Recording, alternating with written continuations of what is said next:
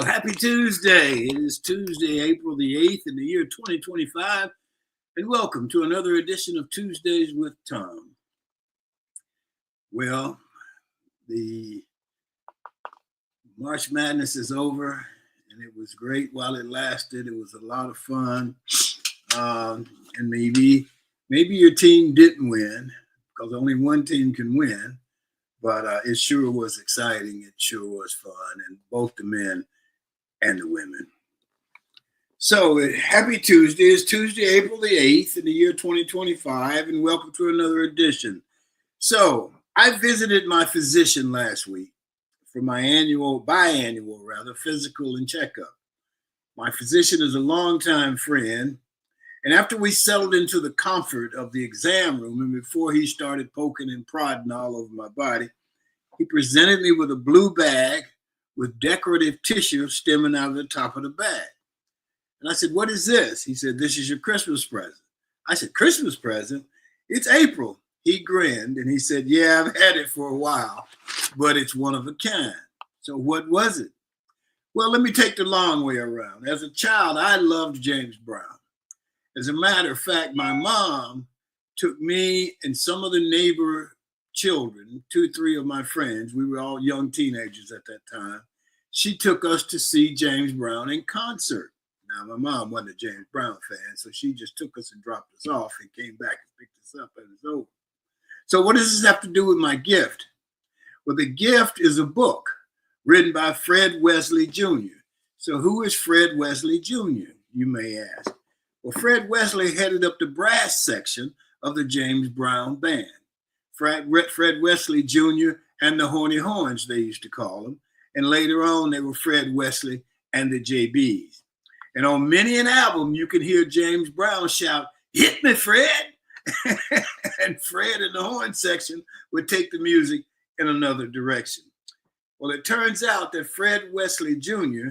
is a patient of my doctor as well. So John, my doctor, talked Fred into signing a book for me, and what a surprise.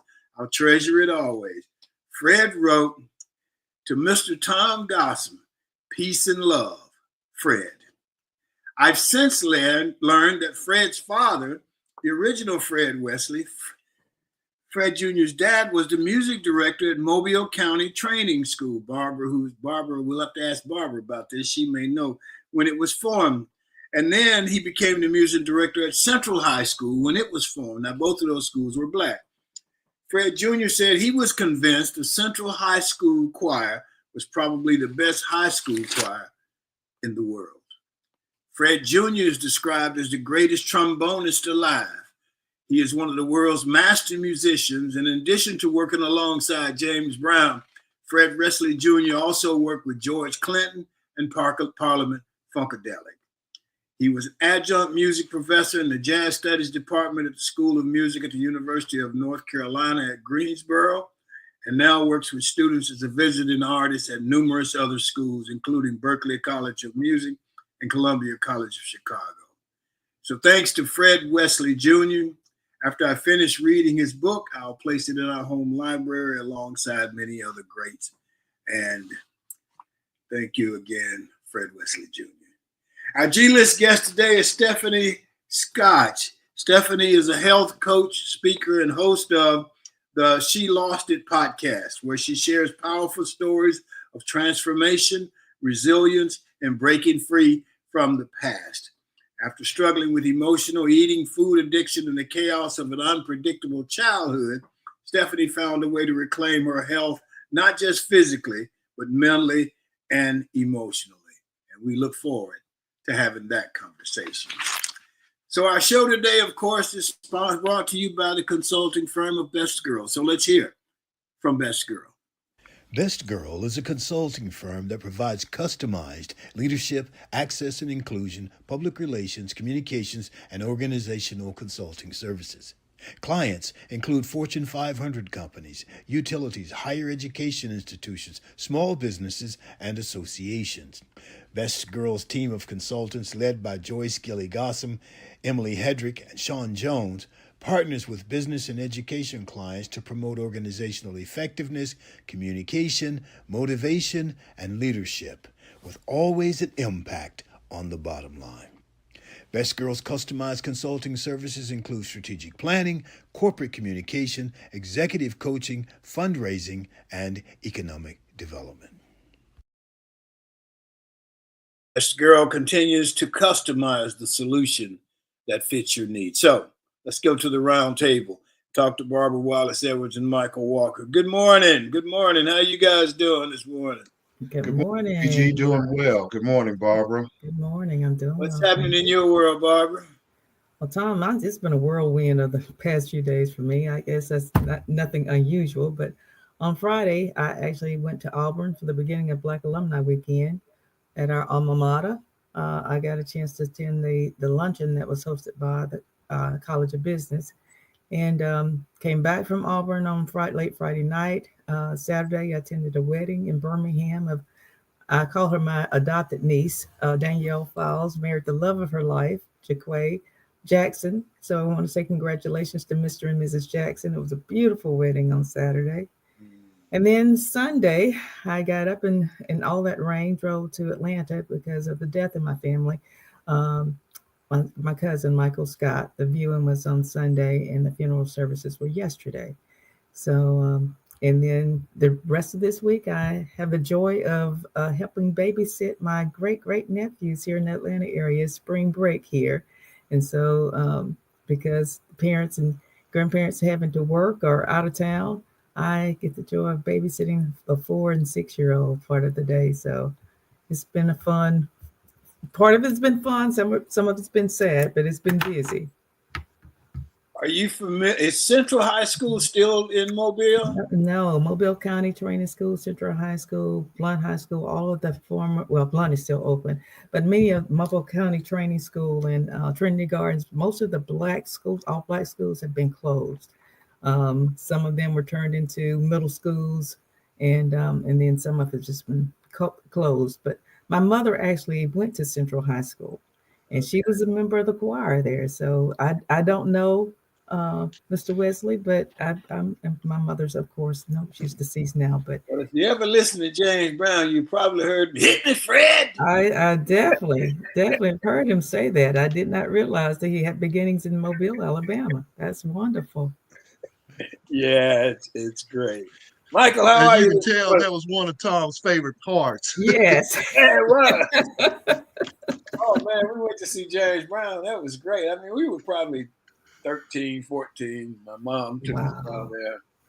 What a highlight. Was it at the Boutwell, Tom? Yeah, it was at the Bower. Yes. We had a great time. I bet that was my nice. buddy Manuel Cool. Manuel Cool's been my friend since I was 10 years old. Wow. And Michael knows Manuel. And we nicknamed him Cool. And I was going to ask if that was his real name, Manuel Cool. All these years later, everybody still calls him Manuel Cool. Well, they just call him Cool. You know? Okay. Cool.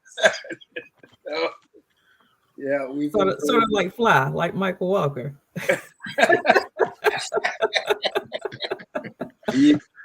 No names that never goes away. You know, there are actually some people that never knew my name. They just call me Fly. Fly, I know. First of all, Barbara, I want to say condolences to you on the loss of your loved one. I'm sorry about that. Thoughts and prayers to you and your family in that regard. And I tell you what, I'm kind of tired. I know you're tired. I'm just tired listening to everything you've been through in the last 72 hours. It's been busy, but it's been, like I said, some of it has been joyous occasions, of course, and some have been sad. But, you know, it's all good. Yeah. Well, what do you guys feel about the game last night? You know, our beloved Auburn Tigers lost, even though we were in the game and had the game under control. We ended up losing in the second half.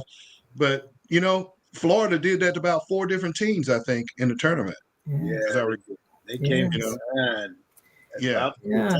I didn't get a chance to watch the game. Of course, I was at the wedding on Saturday evening. So I understand that there were some missed calls or something possibly. That I'm sure that didn't actually cause us to lose the game, because something else had to happen for us to get back, to what, a 10-point lead at halftime?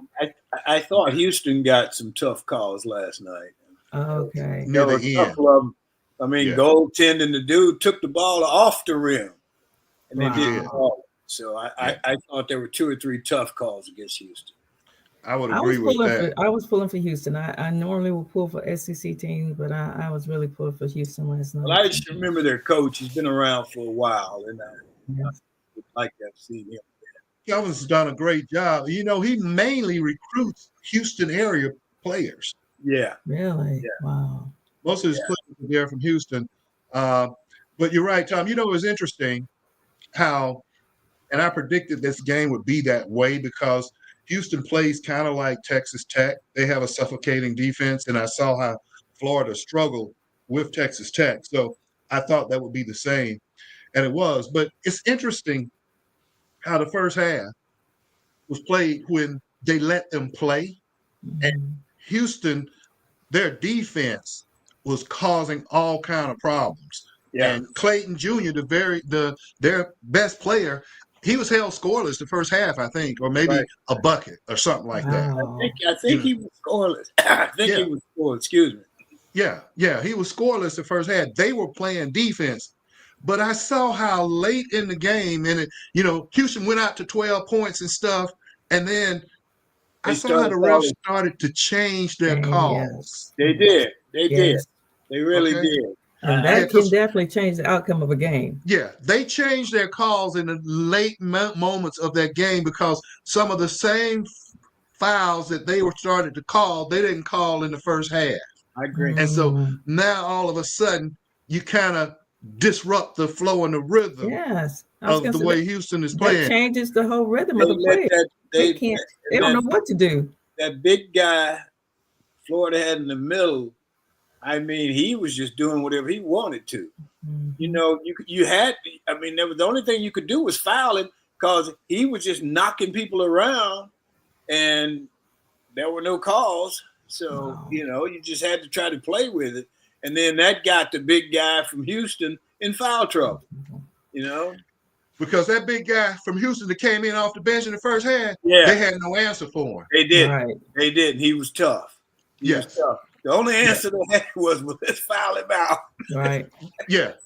Because see, they didn't have any tape on him because he hadn't Yeah, been playing. Right. yeah, Okay. And yeah. That was and that's smart what I on the like. coach's part. Yeah, Yes. Kevin had put a little wrinkle in there. And he Mhm. did call a timeout, even when he had a lead last night. Yeah. You need to teach some other coaches how to do that. Yeah, I remember Coach Sampson. He was back. He was at a school in the Midwest or somewhere back in the day. Had some kind of issue. I didn't even know he was still coaching, but Yeah. I was pulling for him. Yeah. I really Yeah. thought they were going to pull that one out last night. I was pulling for them as well.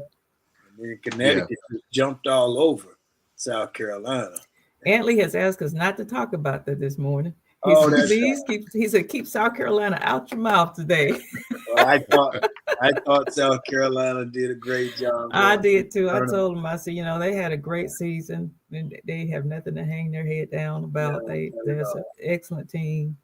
I They mean, Well, you didn't know win the what? championship, but they had a great year. In regards to that, and I agree with what both of you say, South Carolina had a great season, great year, and to get back to the national championship after winning and losing all those players to go to pros, that's That's huge. monumental in It my book really is. of a coaching job. Okay. Yes. But, sometimes, they're just bad matchups. Right. And I think maybe this UConn team is a bad matchup for South Carolina, especially not having one of their best players out with an ACL. That's a game changer. Right. And, earlier in the year, UConn beat South Carolina by 29 points. And Gino Ariano said that's the worst thing that could have happened to us for us to win by that amount because he knew what the capability and the talent was on South Carolina team. And generally, when you blow out a team like that and you play them the second time, it's a different story. Right. And that's what's so surprising to me about what happened with that repeat game between UConn and South Carolina. And all I can say is it's just probably a bad matchup for them, especially not having their best player. You know, Right. it's kind of like how Florida is a bad matchup for Auburn, and they're a bad matchup for Auburn because they have like 4 bigs. We Right. only have 2. Right. The other thing is Florida guards will go down and rebound. Our guards don't go rebound. Okay, they leave Janai Broom down there or Cardwell by themselves getting rebounds, and Houston guards do the same thing. That's why they had so many opportunities at the offensive side of the ball. You know, their point guard, 6'1" or 6'2", he tipped in a ball down there between the trees. We don't have that on our side, and so that's a bad matchup. But we are a better matchup against Houston. Right. Okay, because we beat Houston in Houston earlier in the year. Yes. Okay. So It was really unfortunate.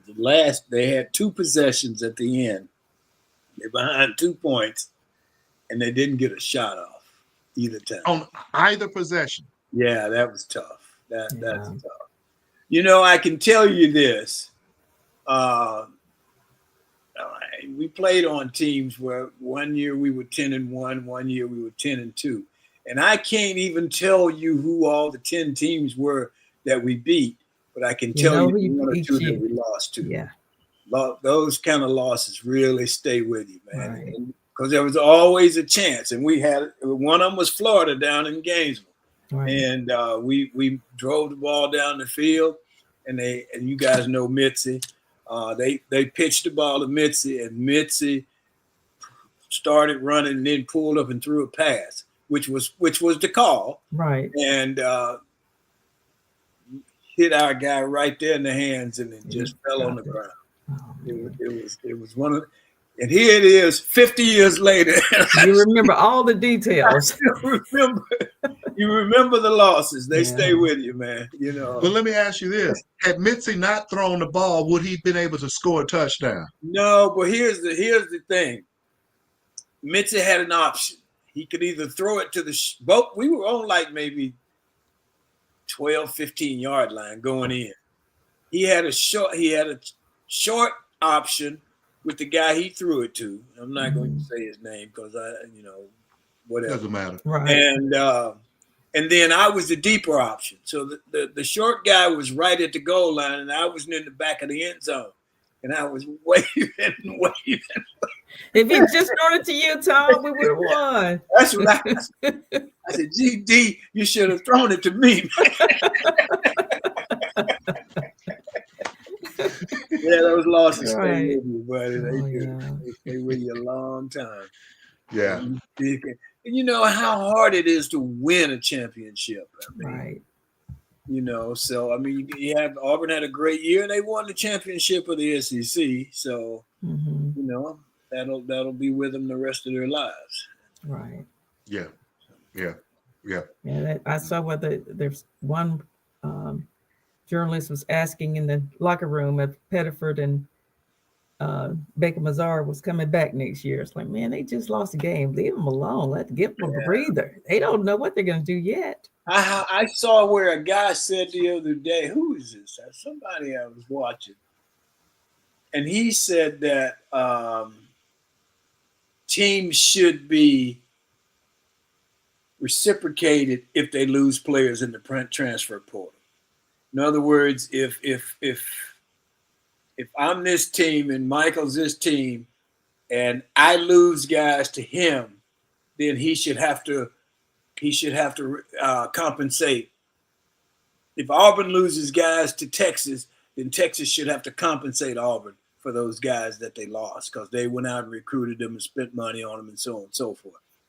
I don't know, but I do think that this thing is going to go something's got to happen so that it evens out some kind of way. But, you know, I mean, like now, if the season's over and you got to figure out who you're going to have next year. Yeah, you know, I sent you all the information about the women's basketball team at Auburn. I mean, they don't have anybody left on the team. Everybody's in the transfer portal or they're graduating. So the new coach if he had to play a game today, he has nobody to play. Yeah, that's crazy. That is so I don't know. I think they'll eventually have to do they will do something to even it out some kind of way. I don't know. Well, let's go back to your conversation there about compensating. Are you saying that if I'm in the tournament and I'm advancing, and I don't think like it for has instance, anything to do with the tournament. it Right. doesn't. It's just Okay, it's just it's It just has to do so with if I transfer lose portal. guys, if I've recruited these guys and put money into these guys and so on and so forth, and then they leave, then if you take them, then you should have to do some compensation. It's kind of like the pros. I don't know if that's fair to me. I mean, it's if that player got an NIL from that school, he should pay them. If he's if he leaves and going somewhere else, that's to me that's more fair. Yeah, I don't know. I just think that they're gonna have to smooth it out some kind of way at some point. Yes. wow. If the players got an NIL deal probably from the old school and gonna get another one from the new school, they're sitting in pretty good shape. Which I don't have a problem with that. But if they're gonna make somebody pay, at least it seems like that player should have some responsibility to pay some of that money back. Yeah, I guess so. Or just leave it alone. Let it be what it is as it is today. I want to do a shout out to my good friend Dick Schmaltz. Dick's wife passed yesterday. Oh wow! My condolences. Dick went we went to John Carroll. I was a couple of years behind him, and then we both went to Auburn. And Dick was a great receiver at Auburn. Wow. And, had a great career and just a good man. And Jane was a good woman, and their names were Dick and Jane. Oh wow! So, I just wish him well and send prayers and blessings his way. Absolutely. Anything else? Yeah, I got something that's pretty interesting, and it'd be interesting to get you guys' take on this. There's a company by the name of Colossal Biosciences, and what they have done is they have re-engineered and brought back, and they call it de-extension. Like these dire wolves that was in the Game of Thrones, these white wolves. Maybe you guys watch Game of Thrones. I wasn't a fan of it, but anyway, they're called dire wolves, and they've been extinct for 12,500 years. Wow. And this company, doing what they did was they utilized something they call genetic engineering, and they went back and what they're known for is trying to bring back the woolly mammoth before. They weren't successful with this, but they've been able to re-engineer these white wolves called dire wolves by getting some of the ancient DNA, and then they took it and kind of mixed it with the eggs of a gray wolf, and were able to produce these white wolves now, first time, and bring them back after 12,000 years in extinction. Wow. Now, what's the purpose of that, Michael? Well, I'm sure it's going to be going towards extending human life is what I would be thinking on that, but they're just trying to see what you can do with these, re-engineering your DNA with genomes, they call it, is what it is.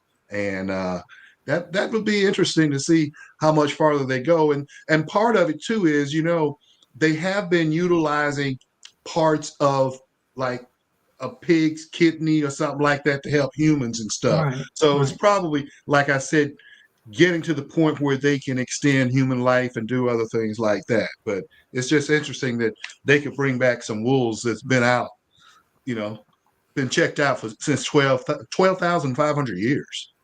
Wow. That is some.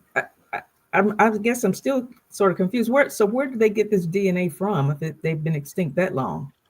Well, I guess they were able to find the DNA from some type of thing that holds it. It says the extinct carnivores of their living relatives. And so, wow. Okay. Yeah. Sometimes, Barbara, you're not supposed to ask questions. I mean, I'm confused. But what I'm I'm saying is, confused. I understand it's not in the article. They don't Right. really I go in there. understand, And Michael. I know you know, I'm just trying to figure out what the company's mindset is. Again, how do it, you it, extend human life by getting something extinct and bringing it back? Humans are not extinct yet, so I don't know. some of us are. Oh, so let's go to Moving Sean. on. Let's see what Sean's got for us next. He's Yes. got a minute this morning. Sean, what's that? Good morning to everyone joining in with us. My name is Shantia Jones, and this has Got a Minute. Do you like magic? Do you like the art of illusion?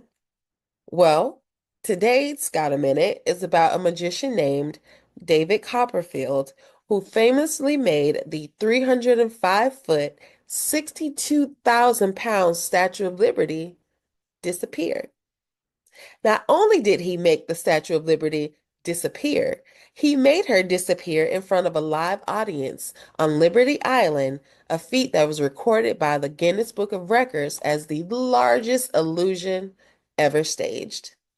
The illusion involved a large turntable on which the audience was seated, which rotated slowly, moving the audience's view away from the Statue of Liberty while it was obscured by a curtain. Thank you all for joining in.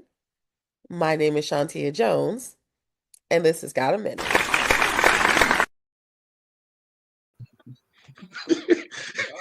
Some of us are extinct, Barbara. Yeah, you're right, You Michael. know, I like this. Another comment here is Joyce, my wife, and Karen, her friend, went down to Tampa this week, and while they were down there, they drove halfway to Boca Raton, and they met Sean. Oh, nice. So, you know, we do this thing remote, and so I had seen Sean in a couple of years. You know, I think I've seen Emily sometime in between that, but you know, it's amazing when you got this Zoom and you got all that stuff, and Yes. you don't even realize that you hadn't seen people because Right. you. I mean, the last time I saw you, Michael, I can't even remember. I don't remember right offhand. I think we were probably in Auburn together. That's probably Yeah. where it was. Yeah, Yeah. I'm sure. I would guess. All in Auburn. Yeah. Anyway, Last year, Black Alumni Weekend, I think was the last time I saw you, Tom. okay. They didn't Yeah. invite me this time.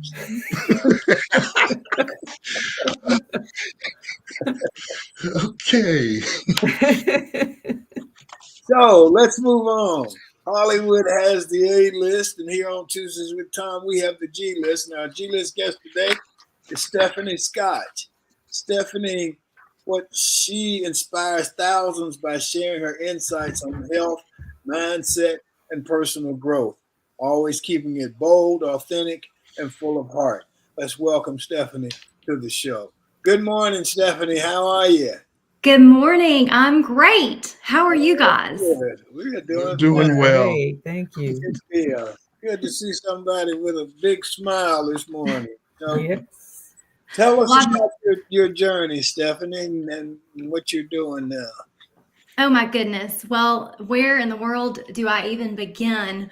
But just a little bit about, I guess, how you and I got connected, Tom, with Joyce. You know, I met your lovely wife when I was somewhere around 11 or 12. Wow. And yeah, coming out of a really chaotic time in my one of the really chaotic times in my childhood, and I met your mom and your mom excuse me, I met your wife, met your wife, and she helped my mother actually, you know, she was transitioning into a new chapter, and I talked to Joyce a couple weeks ago, and it was so great to hear her voice because it brought me right back to, I mean, I haven't seen her in 20 something years, and it brought me right back to when I was with her in person, and it was just wonderful. So so that's how you and I got connected, right? Was through Joyce, through your wife. But I am a mom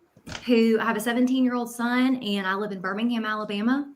I've lived here my entire life, except for, we were talking earlier, I did a small stint in Tuscaloosa for a couple of years. But I just, everybody has a story. Everybody has things that they've gone through in life. And I have decided to use a lot of the painful experiences that I've had to further my purpose and help other women get through, hard circumstances, and not let it define you, but actually push you forward and into your purpose. So that's what I do. I help women. I don't discriminate. I help men too, but primarily women get healthy in not only their physical body, but mentally too. So yeah, that's where I'm at. How do the women reach out to you? How do you meet your clients, so to speak? So I do a lot of social media. Primarily is where I get a lot of people who reach out wanting to get some help, but also just word of mouth referrals. When I started back 4 years ago, when I started this part of my journey of being a health coach, I always say I'm an accidental health coach, because looking back, I never in a million years would have ever said this is what I was going to be doing with my life. And I was not the picture of health in any shape, way, or form years ago. So when I started my own health journey, I was overweight and just mentally, I was a food addict is really what I was. A lot of people choose different drugs of choice. Mine was food to cope with the different experiences I had in life. And I had just had enough. I finally hit my rock bottom, and I said, okay, I've got to do something. And so when I started my own health journey, I realized that this was something that other people needed to know about, how to really get healthy and it be sustainable, something that you could do long term, just relearning habits, replacing bad habits with old habits, learning how to eat properly, learning how to cope with life that didn't involve numbing with food. And there were so many women that started coming to me that I would tell, word of mouth, what I was doing, or they would see my results. And it just started, the ball rolling. And I thought, wow, if this has helped me as much as it has, I've got to help. I've got to show other people that, what's on the other side of being in a really dark spot. So a lot of people come to me through social media, and that's become a really good platform for me to just get my voice out and help others kind of have some hope. Barbara? Yes, good morning, Stephanie, and thank you so much for joining us. You talked about emotional eating and how that's a problem. Can you go into a little bit more detail about what that actually means? Because I think some people are really confused about the true definition of that. Yes, absolutely. So, I grew up in the South, and really this is universal, but primarily in the South, we do it a lot. We celebrate with food. We cope, we grieve with food. It really doesn't matter whatever emotion we're feeling. We kind of use food to fill a void. That's one part of it, right? Right. But for me, it went even deeper. So for me, I had a lot of trauma and chaos really from being very young. And it never let up. It was kind of like the next wave was always coming. And I was never taught the tools of how to cope with the chaos and the trauma.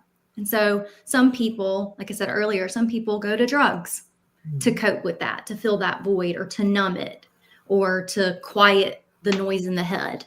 So you don't want to think about all the things that you've been through, right? Some people use drugs, some people use alcohol. For me, it was food. That was just my drug of choice. I also have anxiety disorder and ADHD. So my dopamine system is already dysregulated. So I would need, my hit would be something like food. sugar or any food. I mean, I didn't discriminate. So it didn't matter what emotion I was feeling at the time. It didn't matter if it was sadness, happiness, boredom, stress. My immediate reaction was go to food. And then it got even worse to where I was binge eating, but I was doing that in secret. So I would go to the pantry when everybody would go to bed and I would binge eat. And it was almost as if it was like I was in a catatonic state. It just was, I wasn't even, I was aware, but I didn't know how to stop it. Right. And so that for me was the low point. I mean, I would go to a gas station and get something there to eat, and then I would hide the wrappers or I would throw it away before, anybody saw what I was doing. Right. So I think it's interesting when it's hard for people to see food as an addiction because we need food to live. Right. Some people say, oh, I'm an emotional eater, and they may be, but it goes very deep at, just like a drug addiction would go. Michael?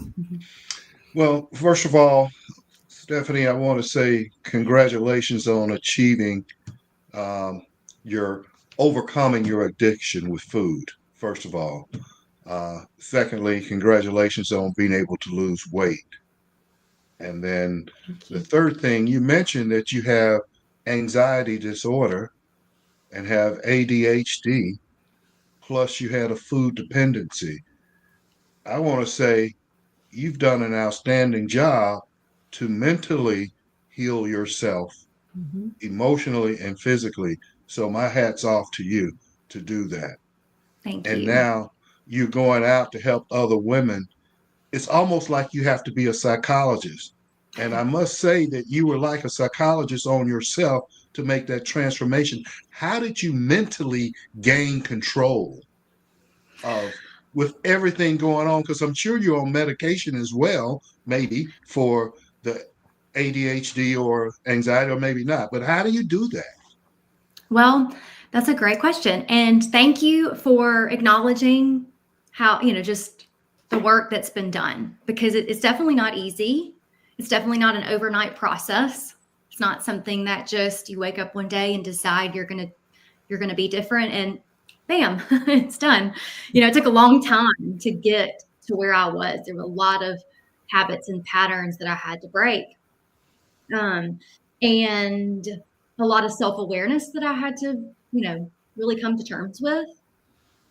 So what I had to start with was something very small. Like I couldn't say, okay, I'm going to overhaul my whole life. It's kind of like when you go to renovate a house, right? Like usually you don't just bust down everything. You just start one room at a time. Or if you're going to organize a house, you're going to start one room at a time. And that's what I had to do. I had to break it down. And so I started with my nutrition, just really getting my nutrition very simple and structured so that I could feel like I had something under control, because everything else in my life seemed so out of control. And that was the one habit that I could really focus on. And once I did that, I was able to free up some brain space that I needed to really start working on implementing new habits and working on my anxiety and my ADHD and get into a therapist, seeing a therapist. I had never, ever gone to a therapist. And when I look back, I think, good grief, I should have been in therapy a long time ago. But I just, because of the life that we lived at that time, and just, there were no resources for that for me at the time. And it almost was if, okay, we're just gonna, these very awful things have happened, but we're just gonna brush it under the rug and we're just gonna pull up our big girl pants and keep going. And that's kind of the mindset that I was taught. Not that my mother was a bad mom, but that's how she was taught, and that's how she taught me, So I was like, I can handle this. I just going to keep going. Well, at some point you just can't handle it. You break. So I got into therapy, which helped tremendously. And I just really started rebuilding my self-worth, because I always say I wasn't overweight. I didn't lose my self-worth because I was overweight. I was overweight because my self-worth had been chipped away over all the years. So I had to really work on that and really see myself as wonderfully made and not a mess, So really just taking it one step at a time, one habit at a time, and just kind of overhauling my whole life, my whole mindset. I am not on medication. There's nothing wrong with medication. Like, I think it's a great tool for people that need it for anxiety and ADHD, but I have never been prescribed anything. I've never really asked for anything, just because for me personally, I know that if I had an addiction with food, if I'm already kind of wired that way, and I also have a history of my family what has alcoholism, like my mother struggled with substance abuse, my grandmother, I just don't want to open that door to something that it's not right for me. But other people, yes, I think it's a great tool. But me learning how to just eat properly and really set boundaries and rebuild my self-worth, that's been the game changer for me. So a couple things. One, Joyce is on here and she says she's proud of you and she loves you. Oh, I love her too, so much. And I want to say good morning to Pat Eddington, who's with us this morning. She lives over in Mobile. Probably knows about Central and the stuff with, maybe she knew Fred Wesley. I don't know. Probably does. I'll have to ask her. Stephanie, let me ask you this. So somebody contacts you and how do you approach this conversation? How do you even, because I mean, you got to get into personal stuff. So how do you go about opening that door to get into somebody else's life? Yes, that's such a good question, because this is such a private battle for most people, whether somebody wants to lose 5 pounds or over 100 pounds, or just wants to have healthier habits with, stress. It is such a private battle. So typically, people will watch me for a really long time. They'll watch my posts, my stories, what I'm sharing on social media. And then finally, when they're ready, they'll reach out privately, usually, and they'll say, hey, I want more information about what you do, or how you lost your weight, or how you got healthy. And I like to just meet people where they're at and just say, hey, like, that's awesome. Tell me a little bit more about you. What are you struggling with? Specifically in your health. And usually, if people have been watching me for a long time, because I am so open about what I've been through and how I've overcome, like, the vulnerability, that helps people feel a level of trust, because I'm being authentic and genuine. So if they've been watching me for a while, they've already created a connection and a level of trust where they feel like they can open up to me. Whereas if, they just met me on the sidewalk, they didn't know my story, they probably wouldn't open up to me. So I have found that when I just ask that bold question of, hey, what made you want to reach out? What are you struggling with? Most people just go ahead and spill it. They tell me. And then we just talk through, what their goals are. We'll get on a super quick phone call and just talk through what their goals are, get to know them on a little deeper level. And then we figure out a game plan for them. And if they're ready, then it's great. It's beautiful, because we just walk one step at a time, like one day at a time, implementing new habits for them and helping them move forward in their life. If they're not ready, though, I usually can tell pretty quickly if someone's not ready, because there's a lot of excuses that come up, but really it's not excuses. it's just fear. It's just fear that they'll fail again, self-doubt.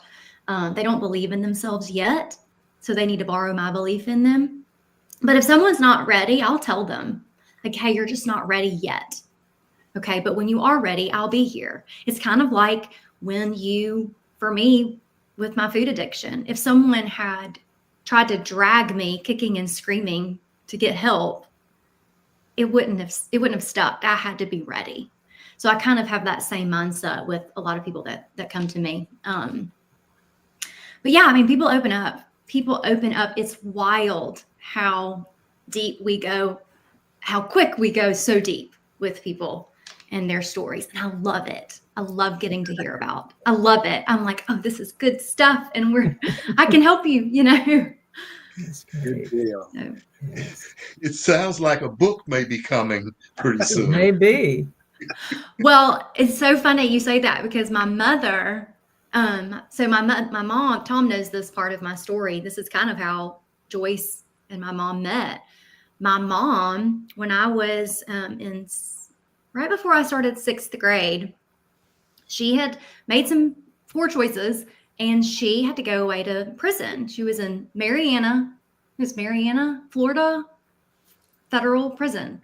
And she was there for, gosh, not quite a year, but she wrote a journal for every day she was there. And I have it with me and I've never opened it Oh, wow. until recently. It's always been staring at me. Like it's in a manila folder. It's right here on my desk. Wow. It's in a manila folder and it's just her handwritten journal from the day she went to prison. And I've always said, I'm not brave enough to open this yet.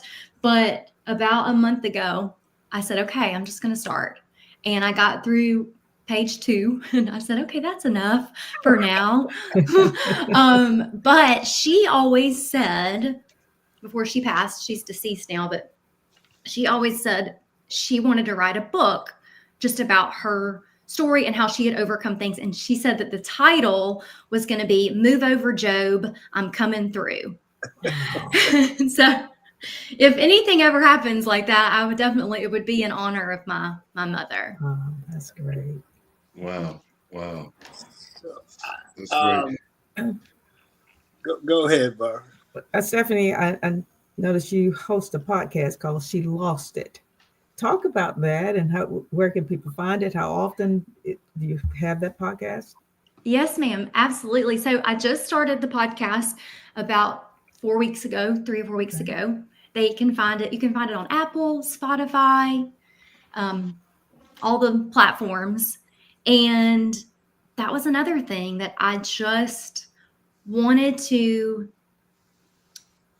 be another platform for people to find hope, but also find their voice again, or maybe for the first time ever, and share real life experiences that I've been through and the lessons that I've learned and the mistakes that I've made and what I've learned through those mistakes, just to help people feel that they're not alone.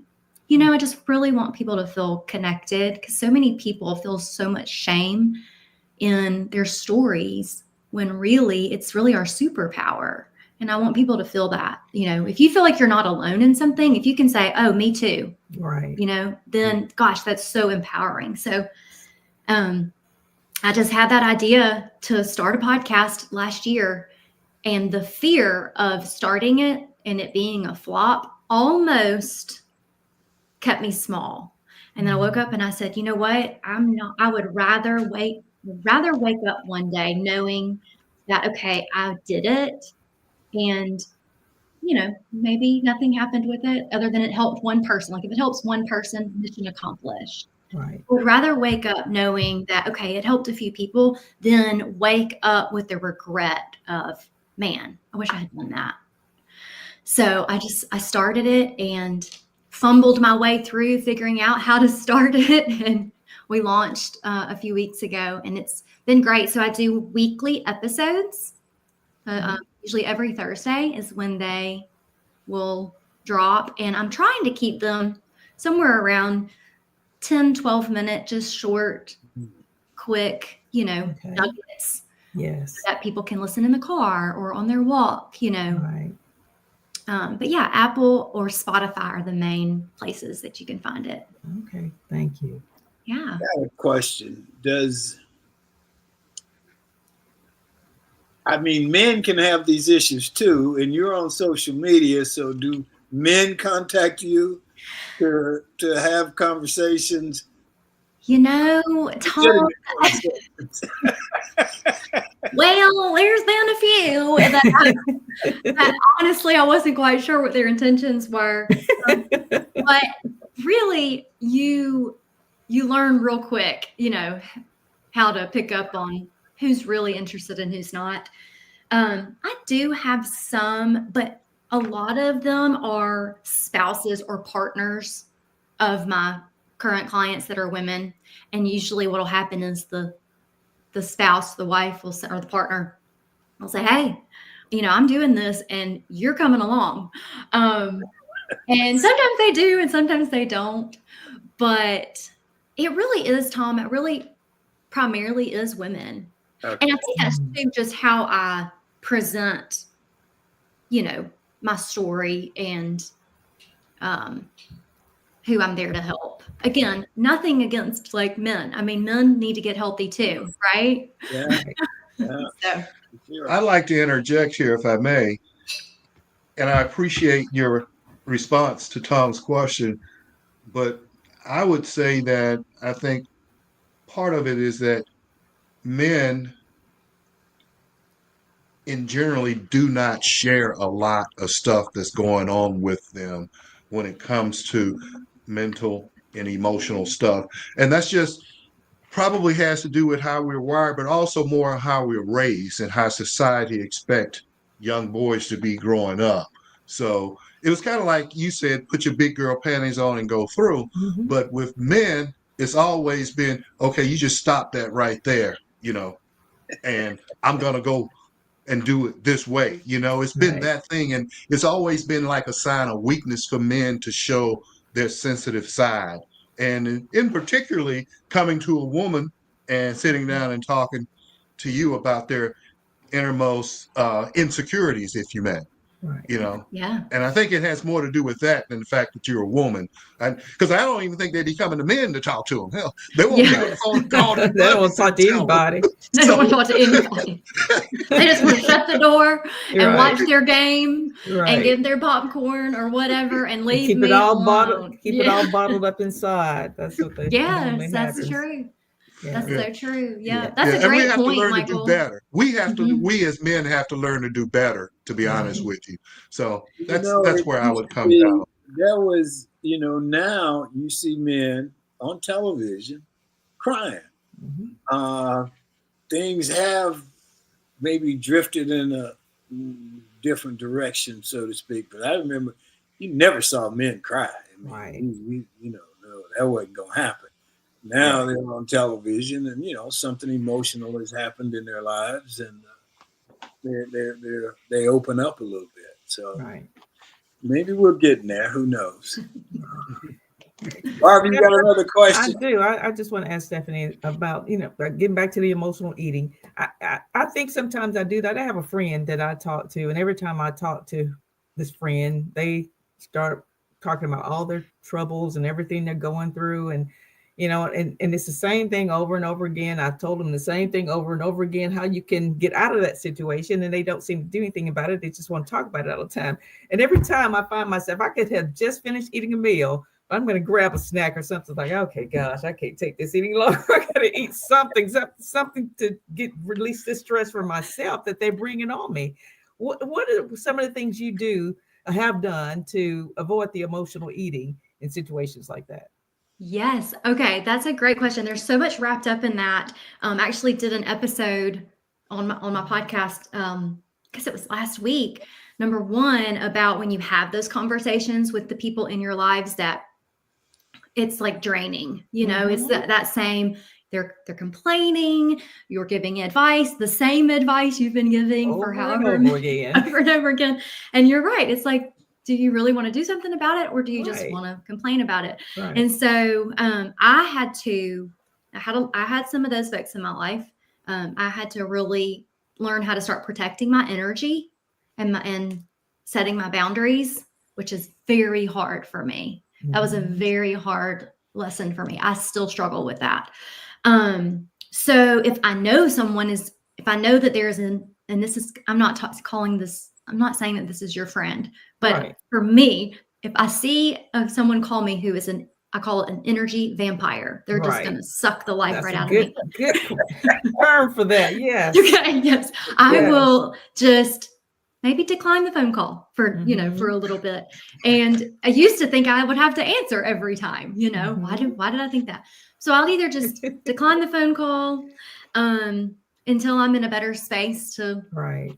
listen. But if I do get stuck on the phone call with an energy vampire, or if there's anything that happens that triggers some type of stress response, I just had to remember, okay, logically, this sounds, when we say it out loud, it's very logical. You say, well, yeah, that makes sense. So my thing was cupcakes, like anything sweet, or really any food. Okay, I'm just going to use cupcake for an example. Right. If I went through a really stressful day or I had a stressful event, I would go immediately to that cupcake for that quick reward, that quick dopamine hit to just make me feel better. Right. That cupcake did not change my circumstance. It did not make my marriage better. It did not make my finances better. It didn't make the conversation that I just had any easier. It actually made it harder because then I was beating myself up.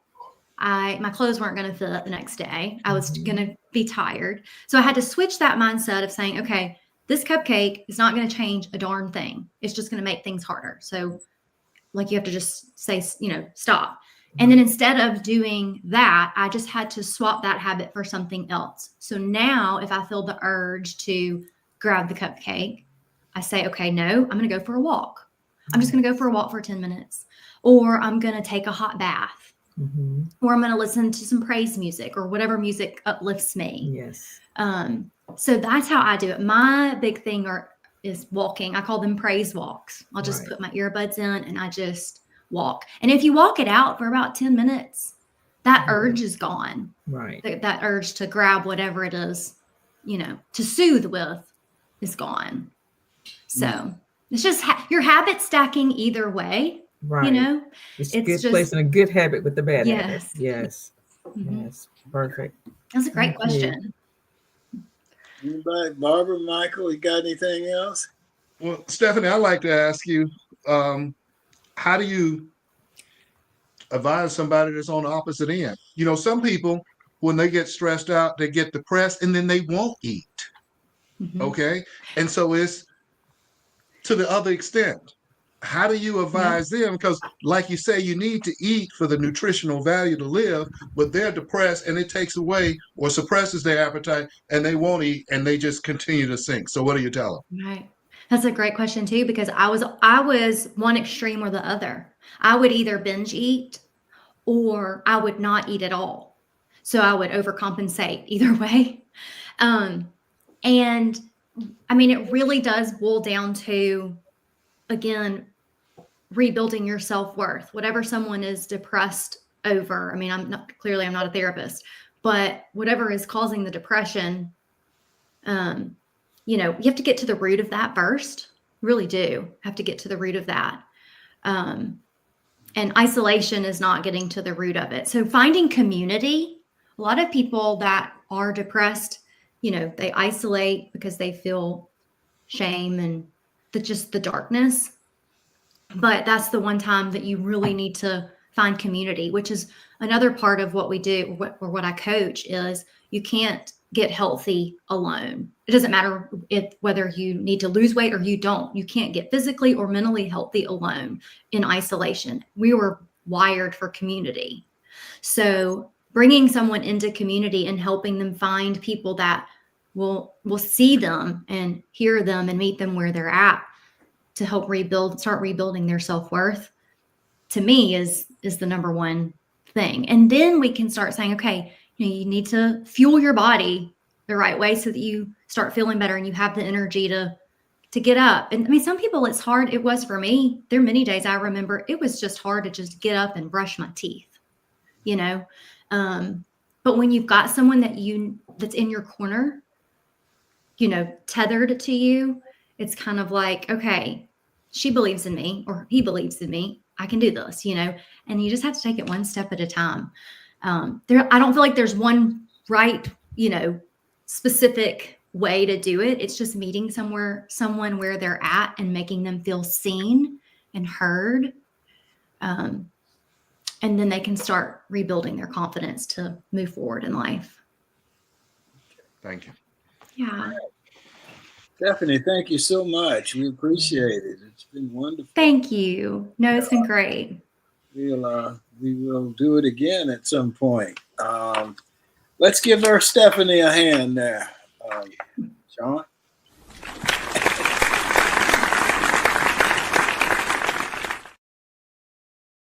All righty, that was wonderful.